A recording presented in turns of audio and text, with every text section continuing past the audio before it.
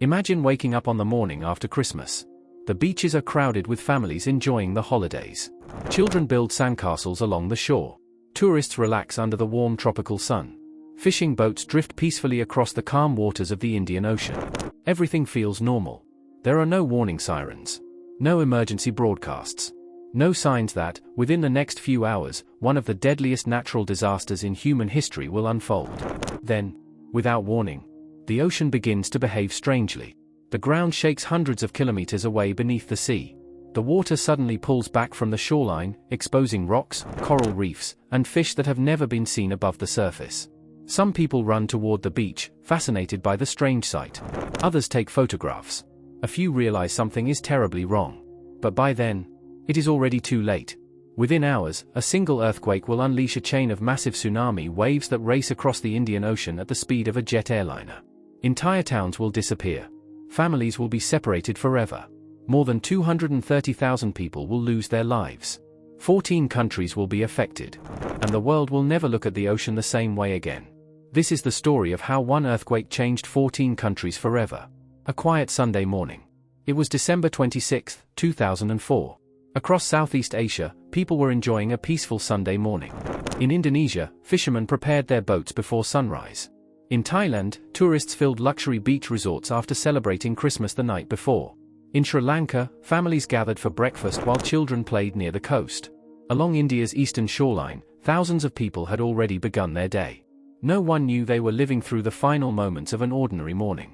Far beneath the Indian Ocean, something enormous had already begun. Deep beneath the sea. Around 7:58 a.m. local time, the Earth's crust suddenly ruptured beneath the ocean floor off the western coast of Sumatra, Indonesia. This wasn't an ordinary earthquake. It occurred where the Indian plate was slowly pushing beneath the Burma microplate, building pressure over hundreds of years. For centuries, the plates had remained locked together. Every year they moved only a few centimeters. But the stress never disappeared. Instead, it kept building. Until finally, the Earth's crust could no longer hold. In a matter of minutes, the fault ripped open across nearly 1,300 kilometers. Imagine tearing a crack longer than the distance between New York City and Miami. That is how enormous the rupture was. Scientists later estimated the earthquake measured between 9.1 and 9.3 on the moment magnitude scale, making it one of the strongest earthquakes ever recorded. The amount of energy released was almost impossible to comprehend. It was equivalent to billions of tons of TNT exploding beneath the sea. The entire planet vibrated. Sensitive instruments around the world detected the shaking. Even Earth's rotation changed slightly. The length of each day became shorter by a tiny fraction of a second. The planet itself had shifted. The ocean is lifted. But the earthquake itself wasn't what caused the greatest disaster. The real danger came seconds later. As the seabed suddenly lifted by several meters in some areas, it pushed an unimaginable volume of seawater upward. Unlike ordinary ocean waves caused by wind, this movement involved the entire water column, from the ocean floor all the way to the surface. Gravity immediately pulled the water back down. That movement created enormous waves traveling in every direction across the Indian Ocean. Out in the deep ocean, these tsunami waves were almost invisible. They were often less than a meter high. Ships passing above them barely noticed anything unusual. But beneath the surface, the waves carried unbelievable power. They traveled at speeds of nearly 800 kilometers per hour, almost as fast as a commercial jet aircraft. There was no way anyone on the coast could outrun them. A disaster without warning. Today, many countries have advanced tsunami warning systems. But in 2004, the Indian Ocean had almost none. Although earthquake monitoring stations detected the massive quake within minutes, there was no regional warning network capable of alerting millions of people living along the coastline. Many governments simply had no way to communicate the danger in time. Telephone systems were slow. Emergency procedures were limited. Most people had never even heard the word tsunami. On beaches across Asia, life continued as normal. Children laughed. Tourists swam in the sea. Fishing boats returned to shore. No one realized a wall of water was already racing toward them. The first warning nature gave. In several places, something strange happened. The ocean suddenly began to disappear. Water rushed away from the beaches, exposing the seabed hundreds of meters farther than normal. Fish flopped helplessly on the wet sand. Boats settled awkwardly on the exposed ocean floor. Curious crowds walked toward the retreating water. Some collected shells. Others pointed cameras at the incredible sight. It looked fascinating. Almost magical. But to those who understood nature's warning, it was terrifying. A rapidly retreating ocean is one of the strongest natural signs that a tsunami is about to strike. Unfortunately, very few people knew what they were seeing. And even those who sensed danger had only minutes to react. Far beyond the horizon, the first massive tsunami waves were already approaching land. The first country to face the full force of the tsunami was Indonesia. Communities along the coast of Aceh were located closest to the earthquake's epicenter. They had almost no time to react. Within minutes, the ocean arrived. It wasn't a single towering wave like the ones often shown in movies. Instead, it looked like a fast-moving wall of black water carrying trees, fishing boats, cars, and pieces of buildings. The force was overwhelming. Entire neighborhoods disappeared in moments as homes were ripped from their foundations.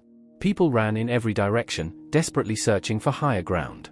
Parents held on to their children. Others climbed trees or rooftops, hoping to survive. Many were swept away before they even understood what was happening. The destruction in Aceh was unlike anything the country had ever experienced. Entire towns were flattened, roads vanished beneath the water, and communication with many areas was completely lost. But Indonesia was only the beginning. The tsunami continued racing across the Indian Ocean at incredible speed. About 2 hours later, it reached Sri Lanka. It was a peaceful Sunday morning. Families were enjoying breakfast, fishermen were returning from the sea, and tourists were relaxing on the island's famous beaches. Then the water suddenly rushed inland.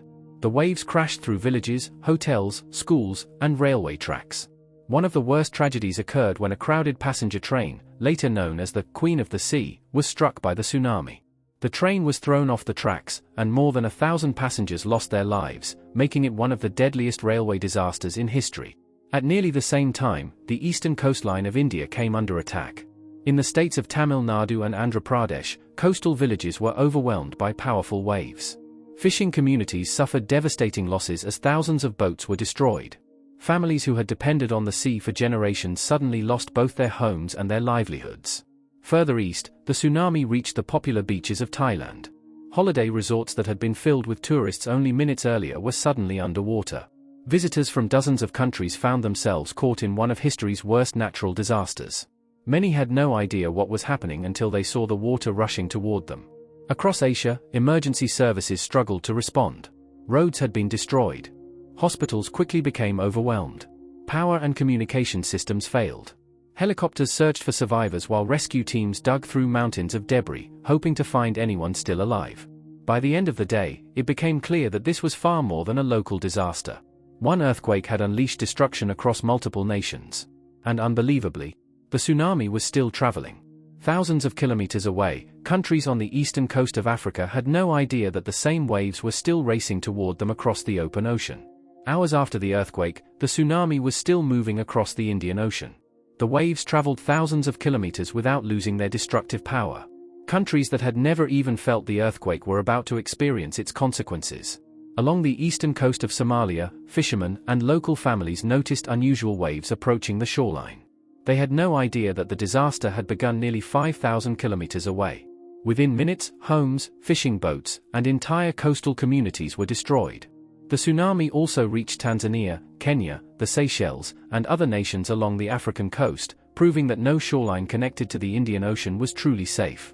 By the time the ocean finally became calm again, the scale of the tragedy was almost impossible to comprehend. More than 230,000 people had lost their lives. Around 1.7 million people were displaced from their homes. Entire villages had disappeared from the map. Families were separated forever, and countless children were left without parents.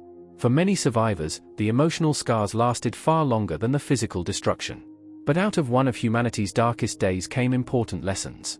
Scientists, governments, and emergency organizations realized that the Indian Ocean urgently needed a modern tsunami warning system. In the years that followed, countries worked together to build networks of underwater sensors, seismic monitoring stations, satellite communication systems, and coastal warning sirens. Today, when a major undersea earthquake occurs, alerts can be sent within minutes, giving millions of people valuable time to evacuate. The 2004 disaster also transformed the way schools teach natural disaster preparedness. People around the world learned one life-saving lesson. If the ocean suddenly pulls back from the shore, don't stop to watch. Don't take photos. Run to higher ground immediately. That simple knowledge has already saved countless lives in later tsunamis. The Indian Ocean tsunami was not just a disaster of nature. It was a reminder of how powerful our planet truly is, and how vulnerable humanity can be in the face of it. One earthquake, lasting only a few minutes, changed the lives of millions. It reshaped coastlines. It united nations in disaster preparedness. And it forever changed the way the world responds to tsunamis. Even today, more than 2 decades later, the memory of that morning lives on, not only in history books, but in the lives of the survivors who continue to tell their stories. Because sometimes, it only takes one moment beneath the Earth's surface to change the world forever. Thanks for watching. If you enjoyed this documentary and want more true stories about history's greatest natural disasters, aviation accidents, and engineering failures, be sure to subscribe to Disaster Archive. And remember, understanding the past is one of the best ways to prepare for the future.